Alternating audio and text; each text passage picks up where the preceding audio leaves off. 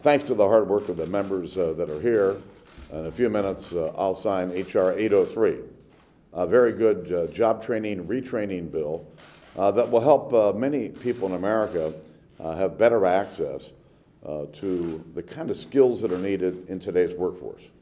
You know, there are about 4 million job openings in America, and in round numbers, about 4 million Americans looking for work. But the skills that are needed for those jobs aren't held by the 4 million people looking for work. And so what this bill does is consolidates a number of job training programs, provides flexibility at the local level. In addition to all that, this is a great opportunity for us to show that we can get things done. We can listen to the American people, work together on their behalf, because their priorities, frankly, are our priorities. And with that, I'll turn it over. Thank you very much. Thank you very much, Mr. Speaker, for bringing us together. Thank you for your leadership. Thanks to Chairman Klein, Chairwoman Fox, Ranking Member Miller, Ranking Member Hinojosa, John Tierney, Senators Harkin and Patty Murray for getting us to this place where we can all come together in a very bipartisan, overwhelming way to support this jobs training bill. It's a recognition that the American people are very talented. It's very recognition that the private sector stands ready to work with the workforce to provide the training.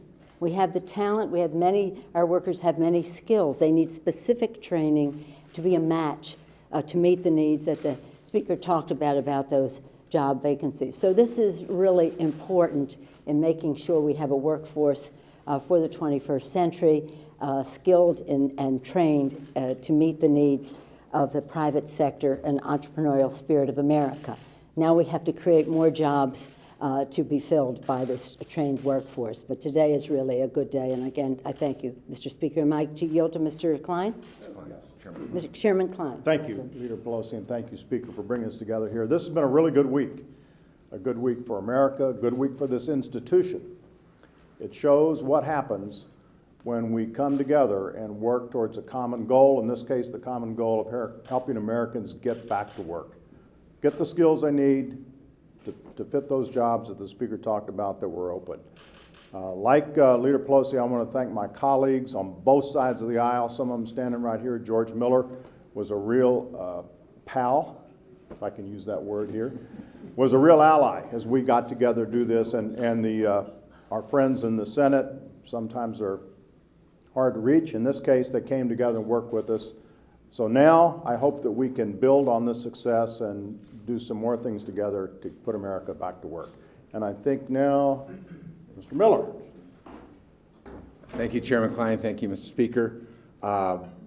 This is a remarkable bill. This has been a long time coming, but I think it was worth waiting for, because this bill is forward-looking, it's innovative, and it does much more to tie our federal workforce investment dollars to local and regional employers who can customize the needs that they have with community colleges, with vocational schools, with local high schools, to develop the workforce that they need in their region, in their state. And that's a very exciting proposal to see that kind of connection put forth in this legislation. Again, I want to thank everybody who worked on this, Republicans and Democrats in the House and the Senate.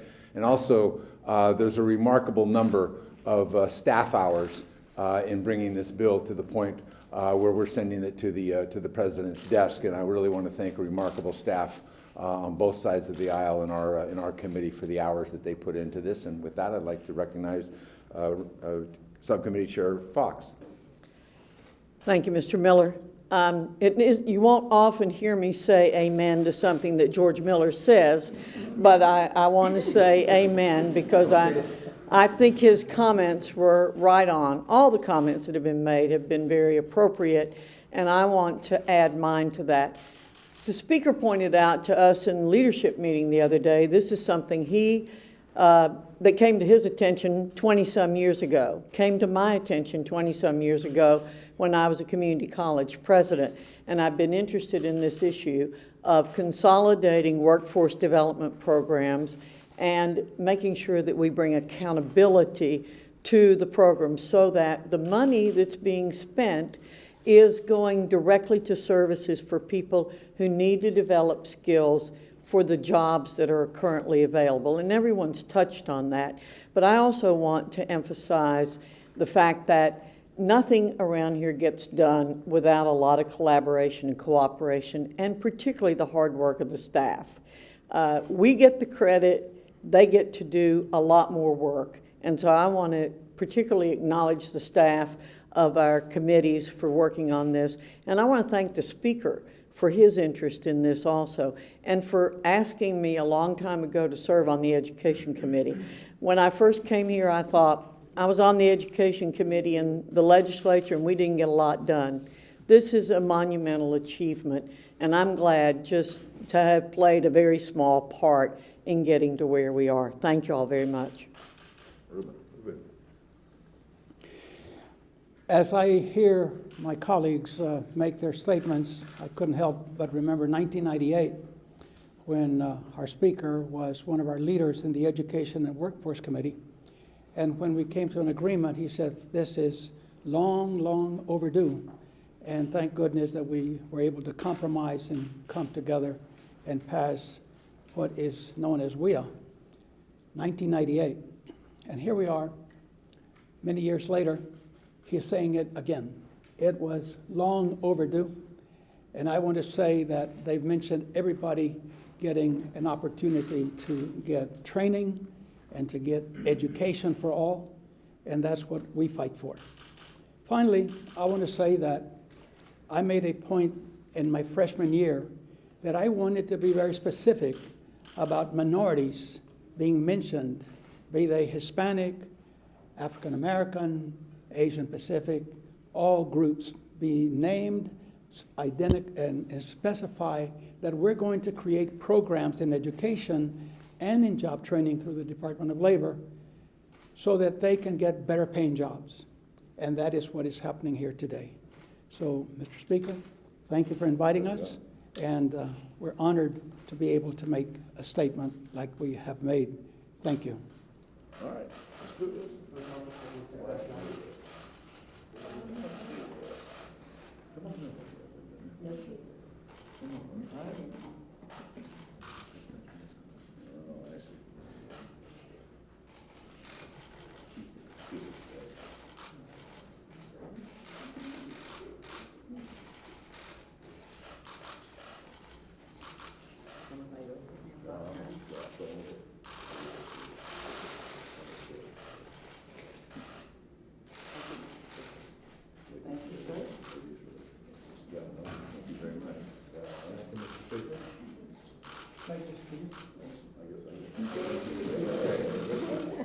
All right, thanks, everybody.